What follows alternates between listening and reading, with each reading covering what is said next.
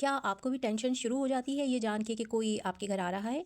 Tension इसलिए नहीं हो रही कि काम का बर्डन हो जाएगा, बल्कि इसलिए हो रही है कि दीवारों पर जो रंग ख़राब है, उस पर वो आपको ही बातें सुनाएँगे। सोफ़ों की गद्दियाँ बैठ गई हैं जिस पर आपने मोटा कपड़ा डाल के, चादर डाल के उसको छुपाया हुआ है। उस पे बैठ के वो आप ही को अजीब नज़रों से जज करेंगे। अलमारियों के टूटे हुए लॉक जिसकी वजह से दरवाजे लटक रहे हैं, आपने कोई रजिस्टर के गत्ते फ़ोल्ड करके या बच्चे का कोई मोज़ा लटका के उसको दबा के बंद किया हुआ है। घर की कुछ पुरानी टूटी हुई चीज़ें और आपके बिस्तर जिसको रखने के लिए आपके पास कोई पेटी या एक्स्ट्रा अलमारी नहीं है, उन सबको एक रूम में बंद करके आपको बाहर से ताला लगाना है और बच्चों से ये कहना है कि बेटा इस दरवाजे को हरगिज़ नहीं खोलना। कोई भी बोले तो तब उनसे कह देना कि ये हमारा स्टोर रूम है। बस लोग आके आपको जज करेंगे, ये शर्मिंदगी रहे कि आपको इन सारी चीज़ों की, जैसे इन सब के कसूरवार आप हैं। बस यही चीज़ आपको टेंशन में मुब्तला कर देती है। आपको हरगिज़ शर्मिंदा होने की ज़रूरत नहीं है, क्योंकि इस घर को सुगड़ खातून की नहीं बल्कि मेंटेनेंस की ज़रूरत है, जो कि घर की मर्द की जिम्मेदारी होती है। बाज़ मर्दों की बेचारों की इतनी कमाई ही नहीं होती कि वो ये खर्च भी बर्दाश्त कर सकें, या ये कि बाज़ मर्द इस मेंटेनेंस को फजूल समझते हैं और कहते हैं कि ठीक तो है ना, छोड़ो लोगों को, ये कहकर अपनी जान छुड़ा लेते हैं।